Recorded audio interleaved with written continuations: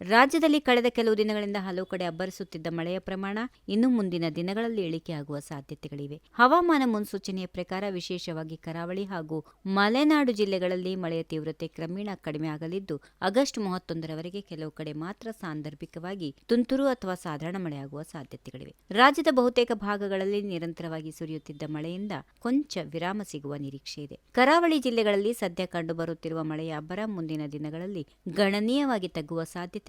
ನಿರಂತರ ಮಳೆಯಿಂದಾಗಿ ಜನಜೀವನದಲ್ಲಿ ಉಂಟಾಗುತ್ತಿದ್ದ ಆತಂಕ ಮತ್ತು ತೊಂದರೆಗಳಿಗೆ ಈ ಮುನ್ಸೂಚನೆ ಕೊಂಚ ನೆಮ್ಮದಿ ನೀಡುವಂತಿದೆ. ಆದರೆ ಸ್ಥಳೀಯ ಹವಾಮಾನ ವೈಪರೀತ್ಯಗಳ ಪರಿಣಾಮವಾಗಿ ಕೆಲವು ಪ್ರದೇಶಗಳಲ್ಲಿ ಗುಡುಗು ಸಹಿತ ಸಣ್ಣ ಪ್ರಮಾಣದ ಮಳೆ ಮುಂದುವರಿಯುವ ಸಾಧ್ಯತೆ ತಳ್ಳಿಹಾಕಲು ಸಾಧ್ಯ ಇಲ್ಲ. ಮಲೆನಾಡು ಪ್ರದೇಶದಲ್ಲಿಯೂ ಮಳೆಯ ತೀವ್ರತೆ ಕಡಿಮೆಯಾಗುವ ನಿರೀಕ್ಷೆ ಇದೆ. ಕೊಡಗು ಜಿಲ್ಲೆಯ ಕೆಲವು ಭಾಗಗಳಲ್ಲಿ ಮಾತ್ರ ಉತ್ತಮ ಮಳೆಯಾಗುವ ಸಾಧ್ಯತೆ ಇದ್ದು, ಉಳಿದ ಪ್ರದೇಶಗಳಲ್ಲಿ ಸಾಧಾರಣ ಅಥವಾ ಅಲ್ಲಲ್ಲಿ ಮಳೆ ಕಾಣಿಸಿಕೊಳ್ಳಬಹುದು. ಹಾಸನ ಜಿಲ್ಲೆಯ ಸಕಲೇಶಪುರ, ಚಿಕ್ಕಮಗಳೂರು ಹಾಗೂ ಶಿವಮೊಗ್ಗದ ಕೆಲವು ಪ್ರದೇಶಗಳಲ್ಲಿ ಬಿಟ್ಟು ಬಿಟ್ಟು ಸಾಧಾರಣ ಮಳೆಯಾಗುವ ಮುನ್ಸೂಚನೆ ಇದೆ. ಒಟ್ಟಾರೆ ಕಳೆದ ಕೆಲವು ದಿನಗಳಿಂದ ಹೋಲಿಸಿದರೆ ಮಲೆನಾಡಿನಲ್ಲಿ ಮಳೆಯ ಪ್ರಮಾಣ ಇಳಿಕೆಯಾಗುವ ಸಾಧ್ಯತೆಗಳು ಹೆಚ್ಚಾಗಿವೆ. ಉತ್ತರ ಒಳನಾಡಿನ ಜಿಲ್ಲೆಗಳ ಪೈಕಿ ಗದಗ ಜಿಲ್ಲೆಯಲ್ಲಿ ಉತ್ತಮ ಮಳೆಯಾಗುವ ಸಾಧ್ಯತೆಗಳಿವೆ. ಗದಗಿಗೆ ಹೊಂದಿಕೊಂಡಿರುವ ಕೊಪ್ಪಳ ಹಾಗೂ ಬಳ್ಳಾರಿ ಜಿಲ್ಲೆಯ ಕೆಲವು ಗಡಿ ಪ್ರದೇಶಗಳಲ್ಲಿ ಕೂಡ ಮಳೆ ಆಗಬಹುದು. ಬಳ್ಳಾರಿ, ಕೊಪ್ಪಳ, ಧಾರವಾಡ ಮತ್ತು ಹಾವೇರಿ ಜಿಲ್ಲೆಗಳ ಕೆಲವು ಕಡೆ ಸಾಧಾರಣ ಮಳೆಯ ನಿರೀಕ್ಷೆ ಇದ್ದು, ಉಳಿದ ಪ್ರದೇಶಗಳಲ್ಲಿ ಬಿಸಿಲಿನ ಜೊತೆಗೆ ಮೋಡ ಕವಿದ ವಾತಾವರಣ ಮುಂದುವರಿಯುವ ಸಾಧ್ಯತೆ ಇದೆ. ದಕ್ಷಿಣ ಒಳನಾಡಿನ ದಾವಣಗೆರೆ, ವಿಜಯನಗರ, ಚಿತ್ರದುರ್ಗ ಹಾಗೂ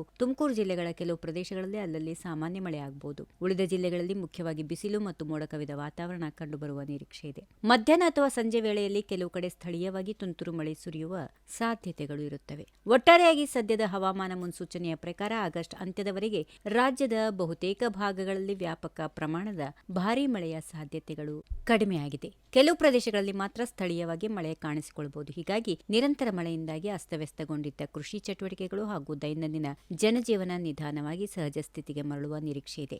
ಆದರೆ ಹವಾಮಾನದಲ್ಲಿ ಯಾವುದೇ ಕ್ಷಣದಲ್ಲಿ ಬದಲಾವಣೆ ಸಂಭವಿಸುವ ಸಾಧ್ಯತೆಗಳಿರೋದ್ರಿಂದ ಜನರು ಸ್ಥಳೀಯ ಹವಾಮಾನ ಮುನ್ಸೂಚನೆಗಳನ್ನು ಗಮನಿಸುವುದು ಸೂಕ್ತವಾಗಿದೆ. ಈ ವಿಡಿಯೋ ನಿಮಗೆ ಇಷ್ಟವಾದಲ್ಲಿ ಲೈಕ್ ಮಾಡಿ, ಶೇರ್ ಮಾಡಿ, ಸಬ್ಸ್ಕ್ರೈಬ್ ಮಾಡಿ.